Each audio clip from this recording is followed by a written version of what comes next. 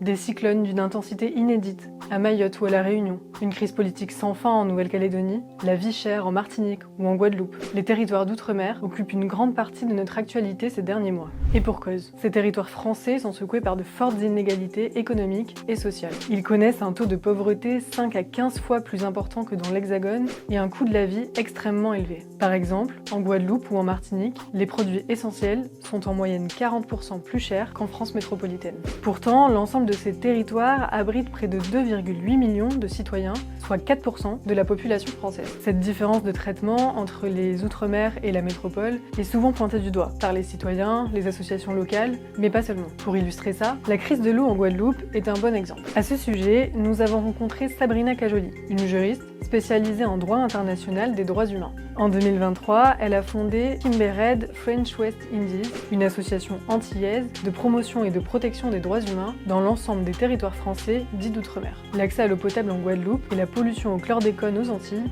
sont deux des sujets pris à bras-le-corps par l'association.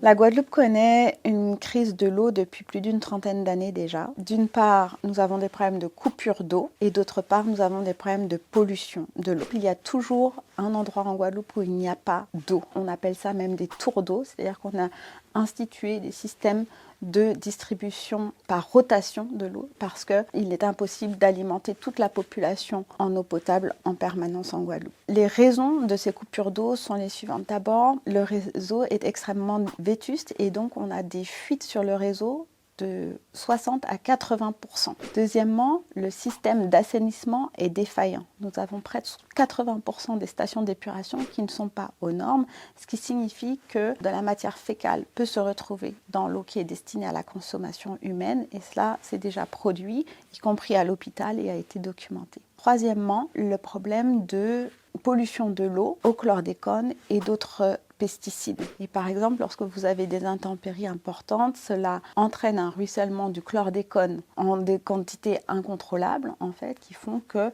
les autorités sont même obligées de provoquer des coupures pour ne pas surcontaminer la population. Les causes profondes et véritables de cette situation sont entièrement humaines. C'est un problème de mauvaise gouvernance. Et ce que sont venus rappeler plus de 70 experts des Nations Unies sur les droits humains, c'est que la responsabilité première et ultime de garantir le droit à l'eau potable pour tous et toutes est celle de l'État. L'État peut ensuite décider d'opérationnaliser ce droit en passant soit par des opérateurs privés, soit par des opérateurs publics comme c'est le cas actuellement. Mais si ces acteurs-là sont défaillants, l'État a l'obligation de leur apporter les ressources techniques, financières et humaines pour remédier à cette situation et aussi d'apporter des mesures d'urgence pour alléger les souffrances de la population et assurer la continuité de l'approvisionnement en eau potable pour toutes et tous. Les mesures apportées par les autorités sont insuffisantes.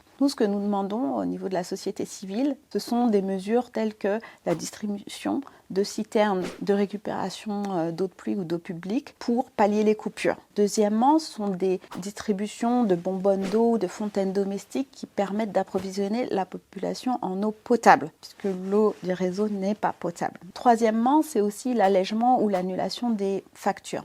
L'eau en Guadeloupe, en supermarché et au robinet, est l'une des plus chères de France et d'outre-mer. Alors qu'en plus, la population est particulièrement économiquement vulnérable avec près de 35% de la population qui vit sous le seuil de pauvreté. Donc à chaque fois qu'il y a des coupures et des pollutions de l'eau, il faut acheter de l'eau en supermarché qui est très chère. L'installation de citernes, ça représente aussi à peu près 3 000 € pour un foyer. C'est inabordable pour de nombreuses personnes. Puisque le service n'est pas garanti, il devrait même y avoir plutôt indemnisation des personnes. Et puis, les autorités devraient systématiquement informer et en temps réel lorsqu'il y a des coupures et des pollutions prolongées de l'eau. C'est en 2020 que Sabrina Cajoli s'engage sur cette question de l'accès à l'eau potable en Guadeloupe. Depuis, elle a mis en place des recours à différentes échelles pour tenter de faire avancer la situation. Tout d'abord, un recours collectif en justice, avec plus de 220 personnes, auprès de la justice française donc. Mais ce type de démarche, ça peut être très long. Elle a donc décidé de se tourner en parallèle vers les Nations Unies. En 2 ans, plus de 70 experts ont émis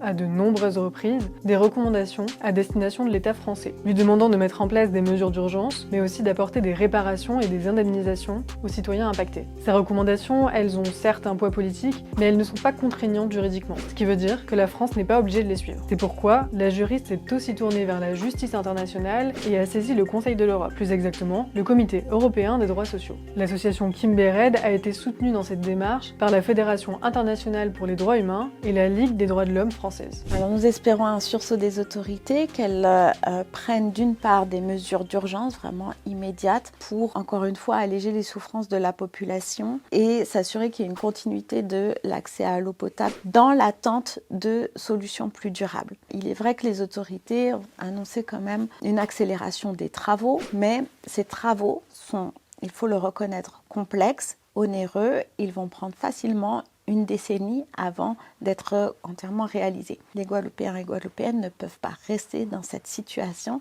dans l'attente de la réfection totale des infrastructures. Donc nous attendons de ces recours en justice des mesures qui vont avoir un effet concret et immédiat pour la population. Le Comité européen des droits sociaux, auprès duquel Kimber Red a fait une réclamation. Il existe pour s'assurer que la Charte sociale européenne soit bien appliquée par les États membres. Cette charte, c'est un traité international des droits humains qui porte sur tous les droits socio-économiques fondamentaux. L'emploi, la protection sociale, l'éducation, la santé, le logement et par extension, l'eau, l'environnement, etc. Il porte aussi une attention particulière à la non-discrimination et à la protection des personnes vulnérables. La France, elle l'a adopté dans les années 70, mais elle n'y a jamais inclus les territoires d'outre-mer. Donc si on résume, ça veut dire que ce traité ne protège pas officiellement les droits humains des territoires français d'outre-mer, et que ces derniers ne peuvent pas faire de réclamation auprès de l'Europe. D'ailleurs, lorsque Kimber Red a saisi le Comité européen des droits sociaux, la France s'y est opposée. Et même quand la CNCDH pointe une différence de traitement totalement infondée à l'encontre des personnes résidant sur ces territoires, ça ne suffit pas à faire bouger les lignes.